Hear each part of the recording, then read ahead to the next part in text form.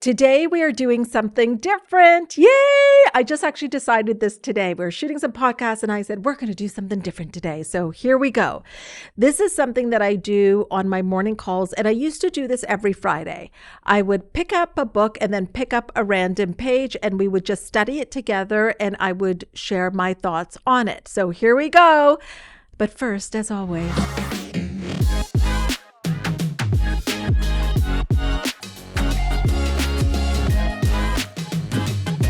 welcome to Possibilities. With me, Hina Khan, I'm a peak performance coach. I help you create a life that you love through ease, joy, and fun. And I'm excited to invite you into a little glimpse of what a morning call looks like. So I usually pick up a book, and what I brought today was Neville Goddard. And I will literally just take a paragraph, and this is what we do on my morning calls. And I'll just read it, and then I will share my thoughts on it. So he says here, this is in Sealed Instructions in Awakened Imagination. He says, what a comfort it is to know that all I experience is the result of my own standard of beliefs. Then sometimes I have to have a pause. Sometimes with the pauses, the clients wonder if the call dropped because they're that dramatic. But sometimes I just have to take this in, like, listen to this. All that I experience is the result of my own standard of belief. If you knew that all that you experienced is the result of your own standard of belief, what do you choose to believe? And the fact that you can choose your beliefs, so good. I am the center of my own web of circumstances, and that as I change, so must my outer world. So I am the center of my own web of circumstances, and that as I change, so as I am changing, my web of circumstances are changing. Everything outside of me is changing. And this reminds me of a concept that I talked about, I don't know, it's in one of the episodes, reported world versus created world. When you start to really tap into this, you're leaning into the created world because you're realizing that you are creating it, whether you are aware that you're creating it or not. The world presents different appearances according to our states of consciousness.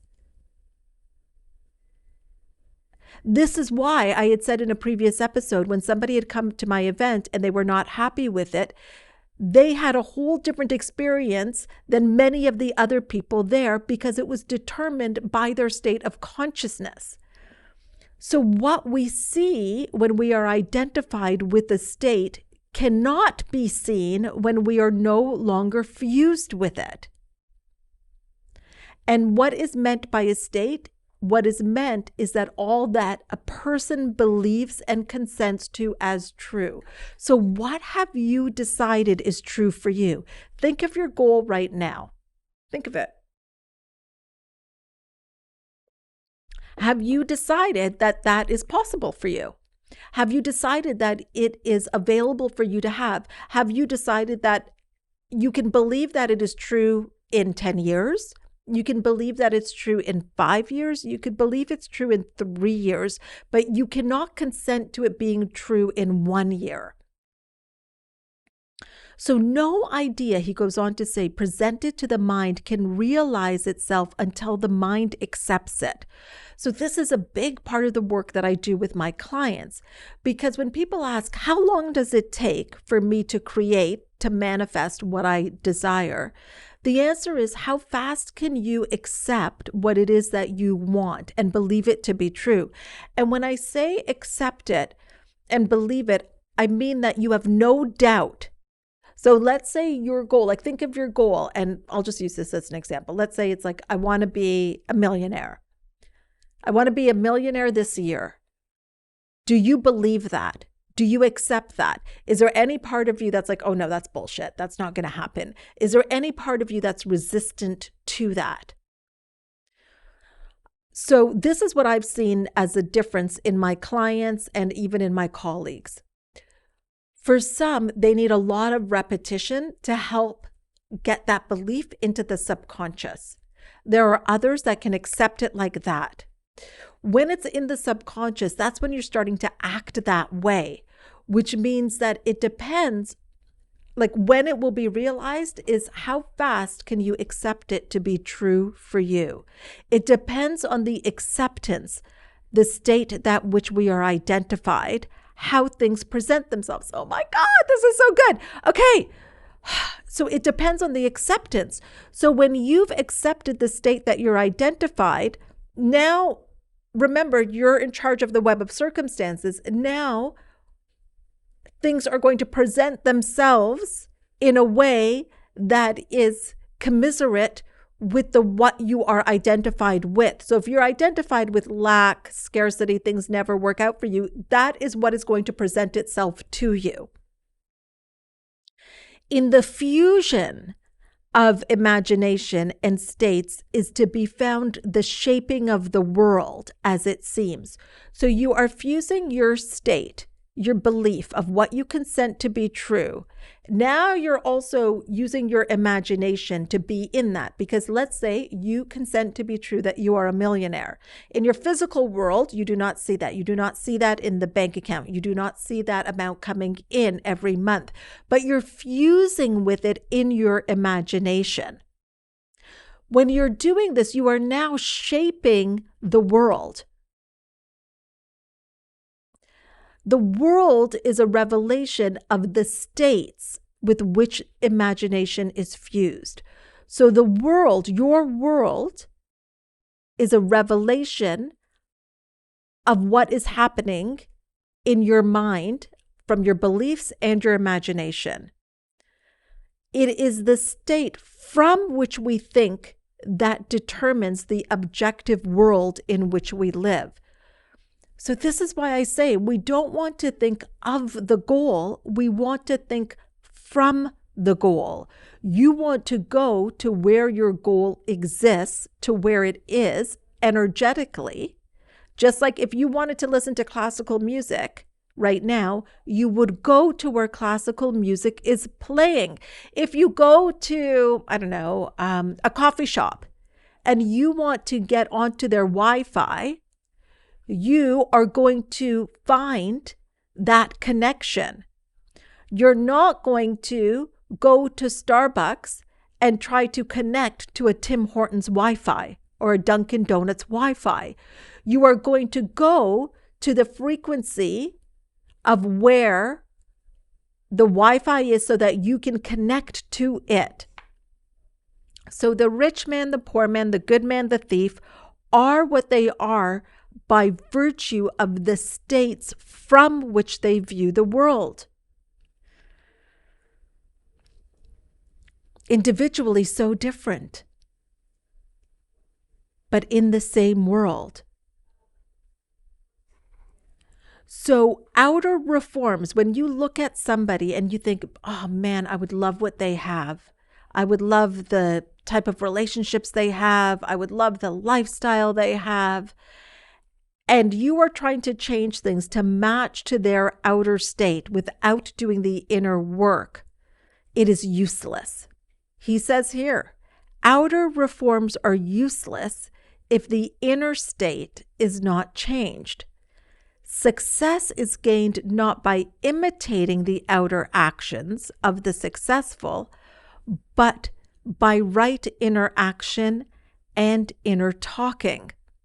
So this is why if you have the opportunity, if there's somebody in your industry that you would love to be like, maybe they're the top 1% in your industry, and you have an opportunity to have a conversation with them.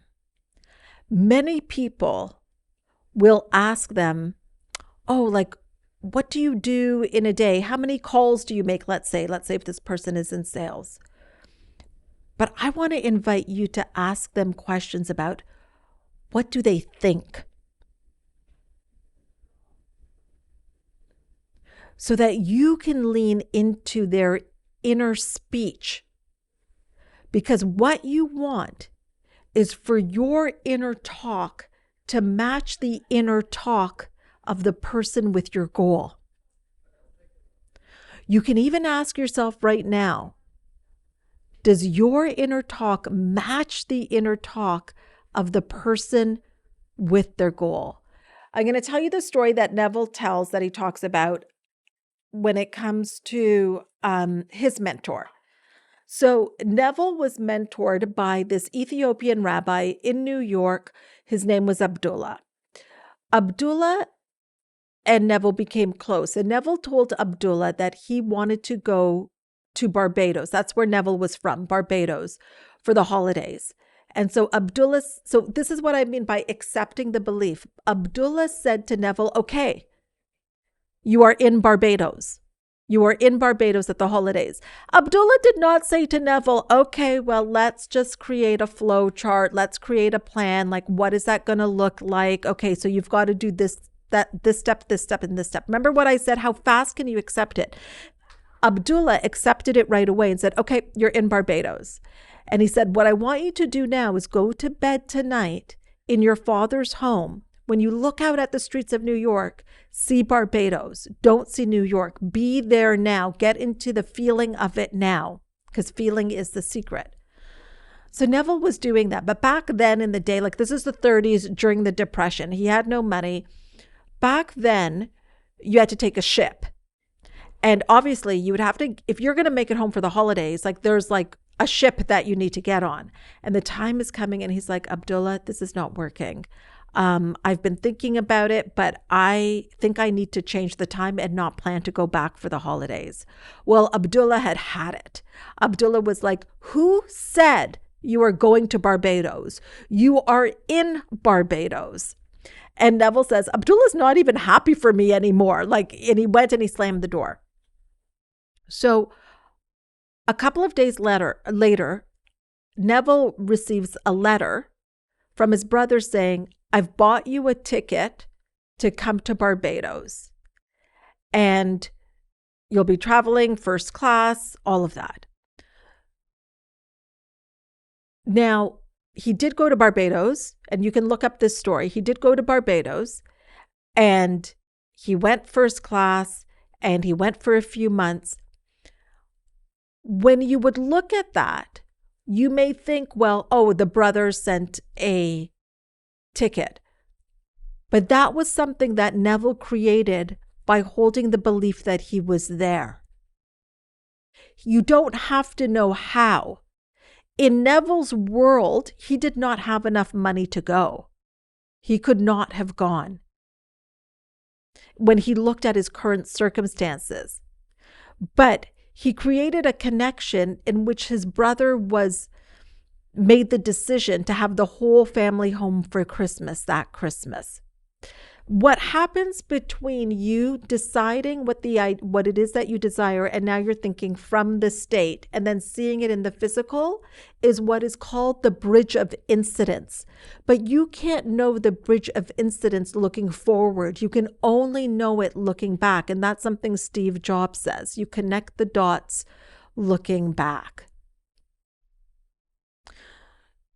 So this is how I learned to study. When I learned to study with my mentor, Bob Proctor, this was it. We'd literally take a paragraph or a page and really integrate it and understand it. So here's the next step that I want to leave with you, because this is what I would do. I would then say, okay, so in this piece of work, we were talking about, does my inner talk match the talk of the person with the goal, their inner talk? And now I would do some work around that. And if the answer is no, I would say, okay, what would be the inner talk from the perspective of having the goal? And from that place, what would I need to believe? How would I be showing up? And what would my actions be? So I hope you've loved that. I love doing this. This is what we do Monday to Friday with my clients.